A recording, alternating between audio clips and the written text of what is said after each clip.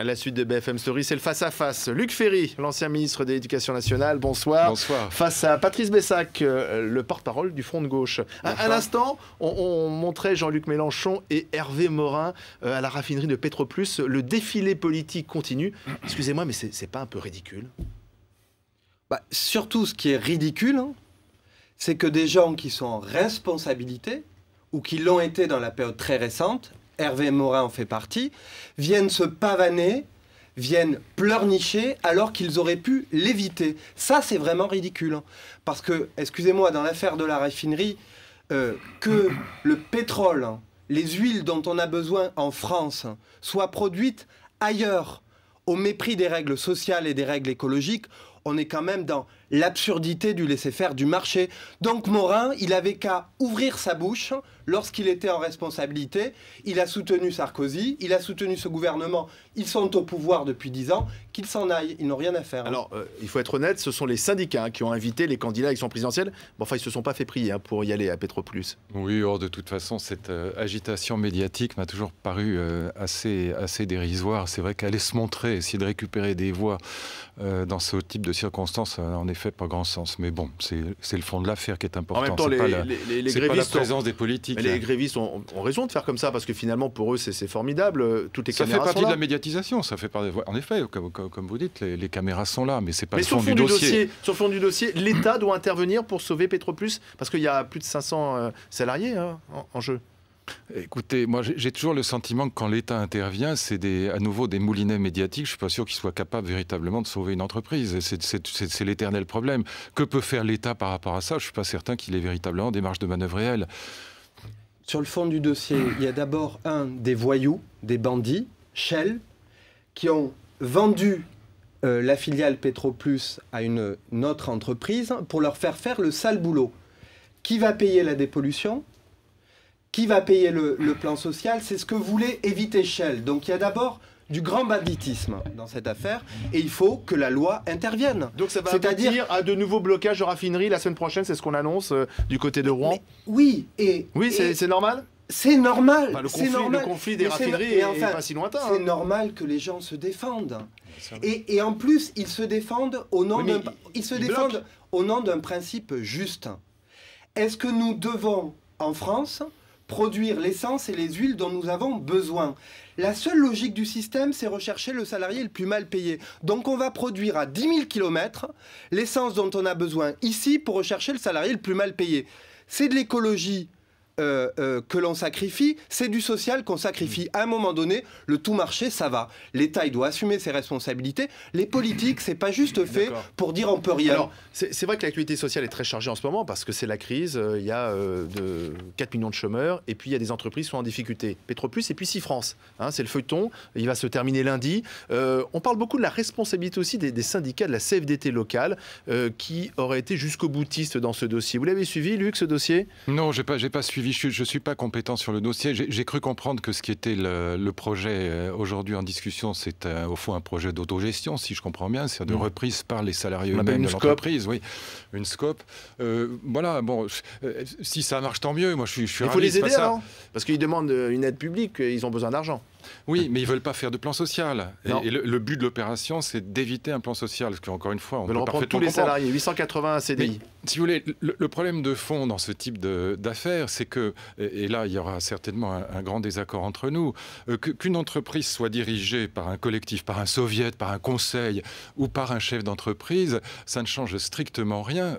Les règles du jeu sont les mêmes. Les règles du jeu sont les mêmes. La compétitivité. Et donc, voilà, que ce soit les salariés eux-mêmes qui soient finalement obligés de faire un plan social. On a vu ça dans des grands journaux comme Libération, par exemple, ou que ce soit le patron lui-même qui le fasse. À partir du moment où vous êtes dans un jeu de concurrence mondialisée, les règles du jeu sont, hélas, si je puis dire, les mêmes. Et donc, le problème n'est pas tellement de savoir qui va diriger l'entreprise que de savoir quelles sont les contraintes qui pèsent sur elle. D'abord, il y a des très mauvais soviets qui dirigent les entreprises. Ça s'appelle des actionnaires. Ça bosse pas et ça pique beaucoup d'argent aux entreprises. C'est pas le problème de Sifrance. C'est pas le problème de Sifrance. Je réagissais à l'affaire parce que le gros problème de notre économie, c'est que quand même, banque plus marché financier, ça prend beaucoup d'argent au travail aujourd'hui et c'est le problème essentiel. Sur Sifrance, il y a deux problèmes. Le premier, si on s'intéresse un peu au marché, tout le monde sait que ce soit l'entreprise concurrence de Sifrance, ou la SNCF via Eurotunnel, on sous-évalue le prix du fret. Donc tout le monde vend en deçà du prix et ensuite on demande de le renflouement par les caisses de l'État, soit de la SNCF, soit de P&O, soit de Sifrance. Donc les entreprises ne payent pas le coût réel du fret. Et le deuxième problème, c'est qu'il n'y a plus de politique industrielle. Sifrance, il faut accepter le projet de Scope, il faut le financer via le crédit bancaire, et là, on a un vrai problème. Il faut reprendre tous les salariés.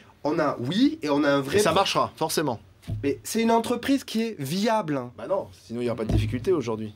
Il y a eu des difficultés qui sont liées à une mauvaise gestion. Je ne sais pas si vous le savez, Olivier Truchot, mais la SNCF, qui est à 100% actionnaire de la filiale, aujourd'hui, ces petits camions qu'elle fait passer au-delà de la Manche, parfois, elle utilise la concurrence plutôt que Sifrance. Donc il y a un système qui est absurde. Mais le fond du problème, c'est qu'aujourd'hui, on ne paie pas le coût réel du fret.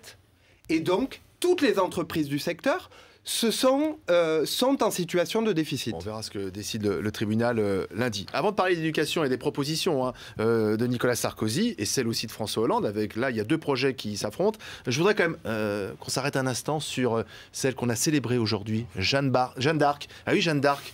Oui, c'est l'anniversaire. Et alors, ça déclenche une polémique. Qui récupère Jeanne d'Arc? À qui appartient cette figure mythique de l'histoire de France, Luc Ferry? Olivier, soyons sérieux, je dirais. On vient de voter une loi sur un génocide atroce qui a eu lieu en 1915. Maintenant, on revient 6 siècles en arrière.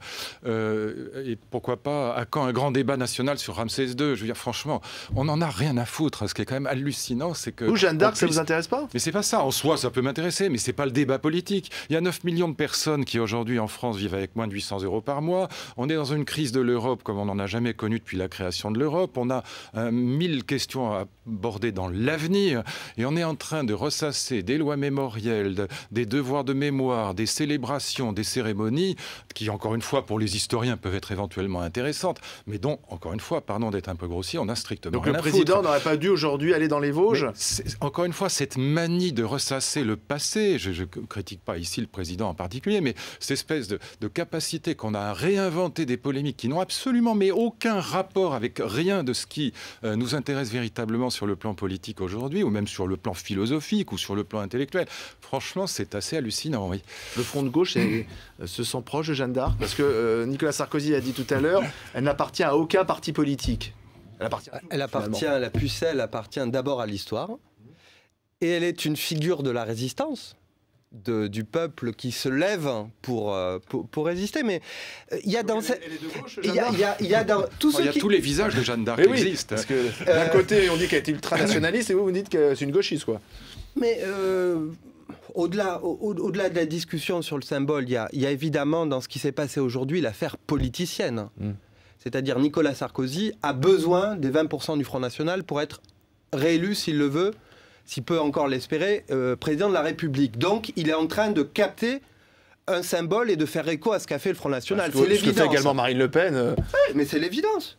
Il joue avec Marine Le Pen. Il joue avec cet électorat. Nous rentrons dans ce jeu. Ça n'a pas mais la deuxième chose, c'est que moi, ce qui m'amuse, c'est est-il légitime? Moi, je trouve que la manière dont il s'est comporté ces dernières années, à être le sort du ministère de la parole sur le plan international, pour ensuite, n'est-ce pas, jouer comme un petit toutou dans les instances internationales et européennes, franchement, il aurait pu être une figure plus intelligente de la résistance. Il ne l'a pas été. Alors, et c'est ce qui on va revenir sur les propositions actuelles du président Sarkozy qui s'affrontent sur ce sujet à celle de François Hollande concernant l'éducation nationale. Nicolas Sarkozy laisse entendre que finalement les profs ne travaillent pas assez et qu'ils pourraient travailler davantage, mais au sein même de l'établissement scolaire. Vous fûtes ministre de l'Éducation nationale, Luc Ferry. Est-ce que c'est une bonne idée ?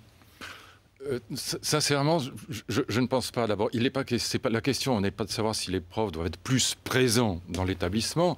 La question est de savoir s'ils doivent faire plus d'heures de cours. Parce que si on veut, encore une fois, faire, puisque c'est toujours l'enjeu, les payer mieux, ça suppose à moyen constant qu'ils fassent plus d'heures. C'est 18 heures pour un prof certifié, 15 heures pour un agrégé. 15 heures pour un agrégé. Or, la vérité, c'est qu'aujourd'hui, si on décidait ce genre de mesures de manière impérative, en l'imposant, en disant, voilà, on va changer le statut des professeurs, je ne sais pas, les certifiés feront 22 22 heures, les agrégés feront 18 heures ou c'est quelque chose souhaitable comme ça.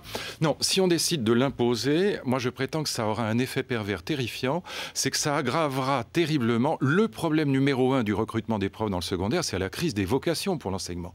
Il faut savoir que dans toutes les disciplines où les professeurs qui ont bac+5 peuvent aller faire autre chose que de se faire martyriser par des potages à la frontière belge, eh ben, ils vont ailleurs. Et donc aujourd'hui, on ne trouve plus de profs de maths, ou on ne trouve plus de profs de sciences, etc. Ou plus donc de profs ça va d'anglais. dégoûter encore donc, plus si vous les l'imposez, vocations. voilà. Or, comme c'est un métier qui est très difficile, qui est très mal payé, pardon là aussi, mais il faut arrêter d'emmerder les profs. En revanche, si vous ne l'imposez pas, Enfin, qui et est que vous le très difficile proposez... partout. Non, oui, mais quand même, c'est un métier qui est devenu très difficile et très mal payé. Vous savez ce que gagne un professeur aujourd'hui? Un jeune professeur, un maître de conférence qui débute à l'université, qui a 1 800 € par mois. Bon, c'est pas des nabas. Si vous ne l'imposez pas et que vous le proposez, quand vous regardez la sociologie du corps professoral, vous apercevez qu'il y a très peu de chances pour que ça marche. Parce que, notamment au collège, il y a beaucoup de femmes qui sont souvent mariées avec des cadres, avec des hommes, des maris qui ont des salaires qui ne sont pas négligeables. Et au fond, beaucoup d'entre elles n'auront pas envie d'échanger contre une poignée d'euros, disons, un agenda qui est tout de même relativement confortable encore aujourd'hui, qui est la compensation du mauvais salaire. Ce qu'a dit 90% Luc Ferry, je suis d'accord. J'ajoute 2 choses. Un, c'est ça, l'argent. On veut, à travers cette réforme, en réalité, faire en sorte que l'éducation nationale, le coût d'un prof, ça coûte moins cher. Et donc, on veut, pour certaines écoles, au hasard ceux qui sont dans les quartiers populaires, etc., le professeur, ça coûte moins. Et deuxièmement, quand je vois, par exemple, au lycée Condorcet à Montreuil, ces équipes éducatives sur un lycée qui mêle le général, le professionnel, le technique, faire bloc, être ensemble, bosser, jouer collectif, et ça réussit, on amène les mômes à la réussite. Tous ces machins qui veulent opposer les profs les uns les autres, les individualiser, leur donner des notes, etc., ça mène à l'échec. Et donc c'est encore de la parole verbale, c'est une manière de nous mettre les uns contre les autres. Vous avez 5 secondes pour nous présenter ce gros bouquin. Vraiment. Alors, je le recommande, Bertrand de Saint-Vincent, qui a fait une publication de tous les grands écrivains qui ont publié dans le Figaro entre 1836 et 1941. Parmi lesquels notamment, il y a un texte de Zola sur les Juifs qui est vraiment génial. Il y a une nouvelle de Maupassant sur l'histoire du mariage d'amour qui est grandiose. C'est vraiment merveilleusement bien fait. Je dis rarement ça, mais si vous l'achetez, ce livre, vous ne serez pas déçus. Merci messieurs, je vous souhaite un bon week-end. Je vous laisse entre de bonnes mains puisque c'est Marc Audement qui arrive et qui reviendra notamment sur le scandale des prothèses mammaires PIP. Très bon week-end à tous sur BFM TV.